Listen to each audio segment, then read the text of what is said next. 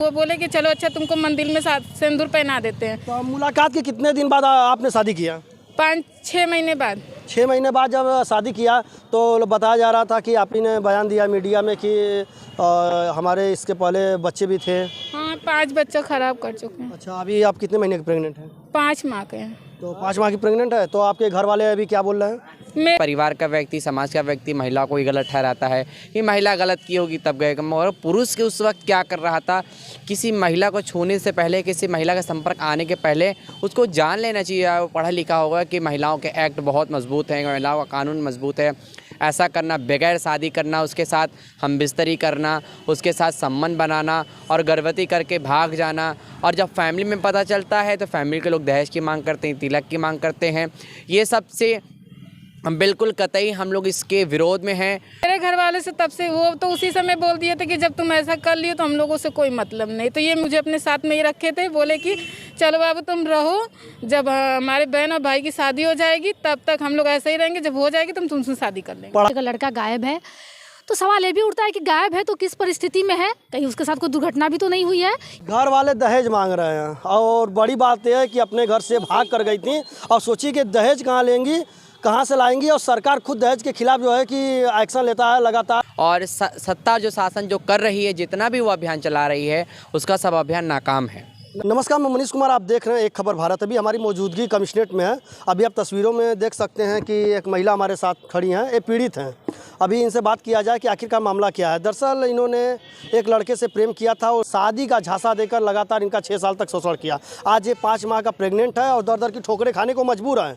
और सबसे बड़ी बात यह है कि घर वाले आज भी गुमशुदगी लिखाकर लड़के को फरार कर दिए हैं। इस तरह का इन्होंने आरोप लगाया। अब ये देखना होगा कि इन्होंने पुलिस कार्रवाई कहाँ तक करवाई है या पुलिस कार्रवाई कर रही है या नहीं कर रही है। अब इनसे बात करने के बाद ही मालूम होगा। अब यह तस्वीरों में देख सकते हैं कि यहाँ पे समाज सेविका लोग हैं इनका सपोर्ट करने के लिए कि इन्हें कहीं ना कहीं न्याय मिल जाए।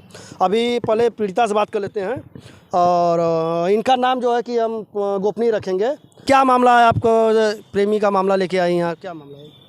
मेरा यही है कि मतलब वो गायब हुए 6-7 साल से उनके साथ में ही रहते थे। बोलते थे कि मेरी बहन और भाई की शादी हो जाएगी तो हम शादी करेंगे, तब से मेरे साथ में ही रहते। लेकिन ये 5 नवंबर से ना पता है। तो क्या नाम है उनका? तिलक, नीरज, दोनों नाम। कहाँ के रहने वाले हैं? चौकाघाट कचिया। और आपका उनसे मुलाकात कैसे हुआ?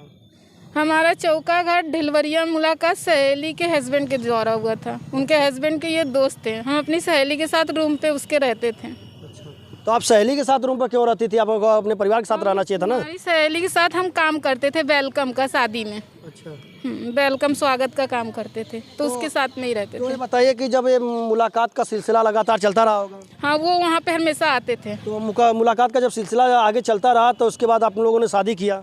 हाँ, उन्हें 5-6 महीना ऐसे ही हम लोग बातचीत करते थे तो बोले कि हम लगे लड़ने, तो वो बोले कि चलो अच्छा तुमको मंदिर में सिंदूर पहना देते हैं। तो मुलाकात के कितने दिन बाद आपने शादी किया? 5-6 महीने बाद। 6 महीने बाद जब शादी किया तो बताया जा रहा था कि आप ही ने बयान दिया मीडिया में कि हमारे इसके पहले बच्चे भी थे। हाँ, 5 बच्चा खराब कर चुके हैं। अच्छा, अभी आप कितने महीने के प्रेग्नेंट हैं? 5 माह के हैं। तो 5 माह की प्रेग्नेंट है। तो आपके घर वाले अभी क्या बोल रहे हैं? मेरे घर वाले से तब से वो तो उसी समय बोल दिए थे कि जब तुम ऐसा कर लियो तो हम लोगों से कोई मतलब नहीं। तो ये मुझे अपने साथ में ही रखे थे, बोले कि चलो बाबू तुम रहो, जब हमारे बहन और भाई की शादी हो जाएगी तब तक हम लोग ऐसे ही रहेंगे, जब हो जाएगी तो हम तुमसे शादी कर लेंगे। पढ़ाई लिखाई आपका क्या है? हम पढ़े लिखे नहीं हैं। तो आपने कभी ऐसा नहीं देखा कि आप मोबाइल चलाती हैं?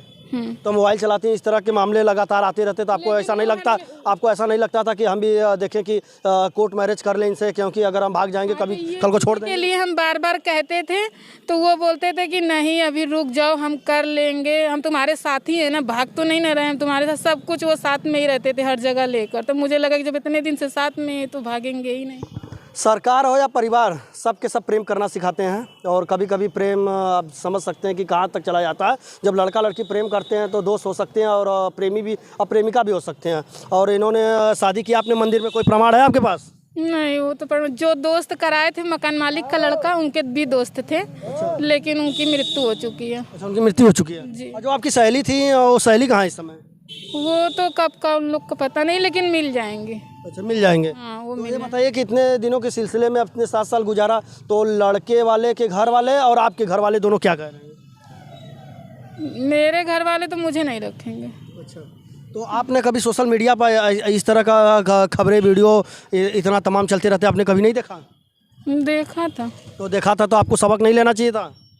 तो हम कहते थे, लेकिन वो इस तरीके से रहते थे मेरे साथ कि मुझे कभी ऐसा लगा ही नहीं कि वो मुझे छोड़ देंगे। खुले आम लेके रहते थे, सबसे भी कहते थे सब। शादी का गवाह कौन हुआ था? कितने लोग थे आपके पास? फोटो वोटो वगैरह वगैरह शादी का है? फोटो सब है। सब है आपके पास? हाँ, तो फोटो। अभी आपने पुलिस कार्रवाई क्या करवाया?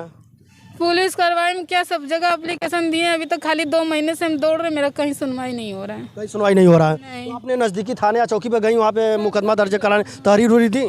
हाँ, सब जगह जा चुके हैं। कुछ सुनवाई नहीं हुआ? नहीं, अब कमिश्नर सर को दिए हैं। कमिश्नर सर बोले हैं कि अभी ढूंढ के बताते हैं। अच्छा, हाँ, कमिश्नर साहब जाएगा तभी हम बताएंगे कुछ। तो आपने मुकदमा, उनके घर वाले गुमशुदगी का रिपोर्ट लिखवाएं आप कह रही हैं? हाँ, गुमशुदगी दिए हैं। 5 नवंबर से वो गायब है, 6 नवंबर को वो गुमशुदगी दी। तो क्या दिमाग से किसी तरह का डिस्टर्ब थे या अपाहिज थे या लंगड़ थे? कुछ भी नहीं। हमसे ये बोले, जब उनके घर पे हम एक बार गए तो बोले कि तुम जाओ घर।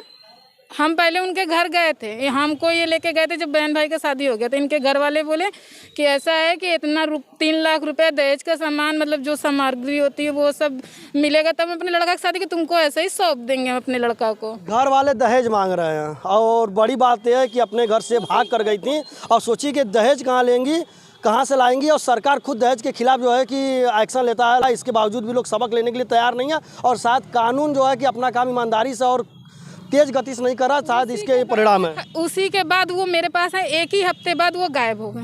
और सबसे दिलचस्प की बात है, जो इन्होंने आरोप लगाया तहरीर में लिखा गया है और मुकदमा दर्ज कराया गया कि गुमशुदा है। मतलब पुलिस इतना तत्पर है कि गुमशुदा का एक रिपोर्ट लिख लेती है, लेकिन इनके बातों को नहीं मानती है और नहीं किसी तरह का पुलिस कार्रवाई करती है। अभी हमारे साथ कुछ और भी समाज सेविका लोग हैं। हम गए थे रिपोर्ट लिखाने अपना, तो प्रशासन बोला वहाँ का जैतपुरा का कि ऐसा पहले घर वालों को बुलाते हैं, बात करते हैं। तो वहाँ पे घर वालों को बोले, तो हम कहे कि मेरा एप्लीकेशन लिखिए। तो वो बोले नहीं, पहले इसका गुमशुदगी लिखेंगे। अच्छा, हाँ, तो उनके भाई से क्या बात की क्या नहीं, वहाँ पे गुमशुदगी। बताइए, हम दौड़ रहे थे 5 नवंबर से और लिखा जा रहा है 6 नवंबर को। इनके भाई 6 दिसंबर को इनके भाई जब बोले तब। तो ऐसा नहीं लगता कि आपको कहीं छिपे हों या भागे हों या घर पे ही रह रहे हो लोग? तो घर वाले ही छुपाए हैं, साफ हम कह रहे हैं, पूरा घर वाले छुपाए हैं। मतलब आप पूर्ण रूप से हार चुकी हैं? जब बात हुई उसके बाद ही 1 हफ्ते बाद वो गायब हुए हैं। तो पूर्ण रूप से वो मतलब कि आप ऐसा हार चुकी हैं?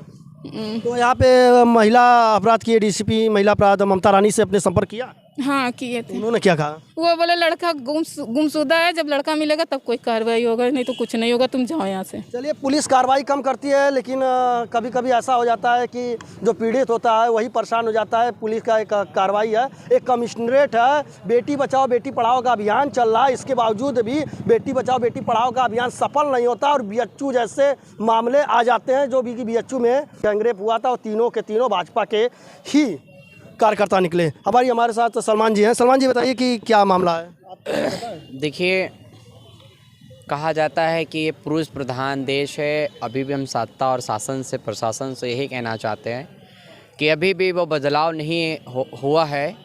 जब से ये देश आज़ाद हुआ है, जब से नारियों के सम्मान में कानून बना है, अभी भी पुरुष प्रधान देश है। और ज़्यादातर पुरुष के ही मतलब कि उसमें पक्ष में लोग बोलते हैं। महिला के हर व्यक्ति, परिवार का व्यक्ति, समाज का व्यक्ति महिला को ही गलत ठहराता है कि महिला गलत की होगी तब गए। और पुरुष के उस वक्त क्या कर रहा था, किसी महिला को छूने से पहले, किसी महिला का संपर्क आने के पहले उसको जान लेना चाहिए। वो पढ़ा लिखा होगा कि महिलाओं के एक्ट बहुत मजबूत हैं, महिलाओं का कानून मजबूत है। ऐसा करना, बगैर शादी करना, उसके साथ हमबिस्तरी करना, उसके साथ संबंध बनाना और गर्भवती करके भाग जाना, और जब फैमिली में पता चलता है तो फैमिली के लोग दहेज की मांग करते हैं, तिलक की मांग करते हैं। ये सब से हम बिल्कुल कतई हम लोग इसके विरोध में हैं। और सत्ता जो शासन जो कर रही है, जितना भी वो अभियान चला रही है, उसका सब अभियान नाकाम है। नाकाम है मतलब कहीं ना कहीं आप बता रहे हैं कि जो सख्त कानून है और पुलिस प्रशासन कानून लागू करवाने में भी असफल है। देखिए, कानून जो एक ऐसा पहलू है कि जो हर व्यक्ति की, हर जनता की आशा रहती है कि हमें न्याय मिलेगा। मगर जब उसको न्याय नहीं मिलता तो उसकी आशा और कानून से और शासन से, सत्ता से, प्रशासन से उसका विश्वास उठ जाता है, इसीलिए वो व्यक्ति अपना सुसाइड कर लेता है। सलमान जी, ये बताइए कि अभी जब नवरात्र आ जाता है तो अब देखेंगे कि सूबे के हमारे मुखिया योगी आदित्यनाथ जी बच्चियों के पैर धुलने लगते हैं, तरह तरह के पूजा करने का उनका वीडियो वायरल होता है। जब इस तरह के मामले आते हैं तो सरकार गंभीरता से क्यों नहीं लेती? देखिए, सरकार अपने वोट बैंक के लिए और अपने वोटों को बनाने के लिए सरकार ऐसा करती है। अभी इसके पहले भी आप उसकी, जब मुख्यमंत्री नहीं थे, जब वो सांसद नहीं थे, तो उसके पहले की फ़ोटो दिखाए कि वो कन्याओं के पैर धो रहे थे या नहीं धो रहे थे।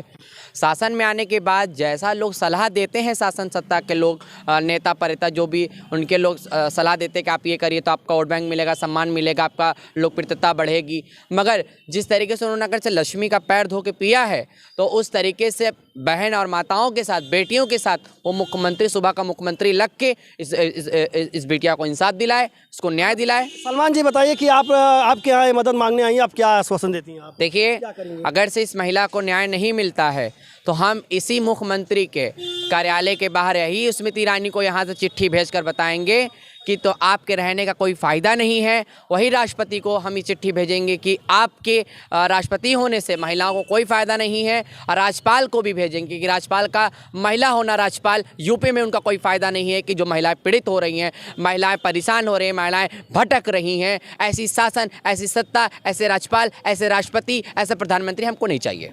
सीमा जी, बताइए कि आप कहाँ तक इनके लिए क्या प्रयास करेंगी? देखिए, जब हमारे पास ये मामला आया तब हमें ये जानकारी मिली एक लड़की के द्वारा कि ये लड़की जो है सुसाइड करने जा रही थी। समझ रहे कितनी बड़ी बात है, मतलब ये पूरी तरीके से टूट चुकी, तब तो इतना बड़ा कदम उठाने को तैयार है। आप क्या करेंगे, प्रयास क्या करेंगे? प्रयास हम लोग कर रहे हैं। जिस दिन हमको मिली हम तुरंत इनको कमिश्नर साहब से मिलाए। कमिश्नर साहब को हम लोगों ने आवेदन दिया। कमिश्नर साहब ने बोला कि अगर लड़का गायब है तो सवाल ये भी उठता है कि गायब है तो किस परिस्थिति में है, कहीं उसके साथ कोई दुर्घटना भी तो नहीं हुई है। ये सारी पहलुओं को देखते हुए खास करके ऐसे कंडीशन में महिला जाए का है, कमिश्नर साहब ने कहा है कि हम उसको खोजवाते हैं, जो भी होगा हम कार्रवाई करेंगे, इनका पूरा हम लोग साथ देंगे और हम लोग इनका साथ दे रहे हैं। अभी आप देख सकते हैं कि कमिश्नरेट में लगातार दर की ठोकरें खा रही हैं। अभी 2 महीने से लगातार सुनवाई नहीं हो रही है। दिलचस्प की बात यह है कि जो पुलिस गुमशुदगी की रिपोर्ट लिख देती है, गुमशुदगी की, वो पुलिस ईमानदारी के साथ किया होता तो शायद इनके साथ न्याय हो जाता, लेकिन फिलहाल ये भटक रही हैं। अभी कुछ संस्था के लोग हैं जो इनकी मदद करने के लिए तैयार हैं। मिलता है अगले खबर के साथ, तब तक नमस्कार, धन्यवाद।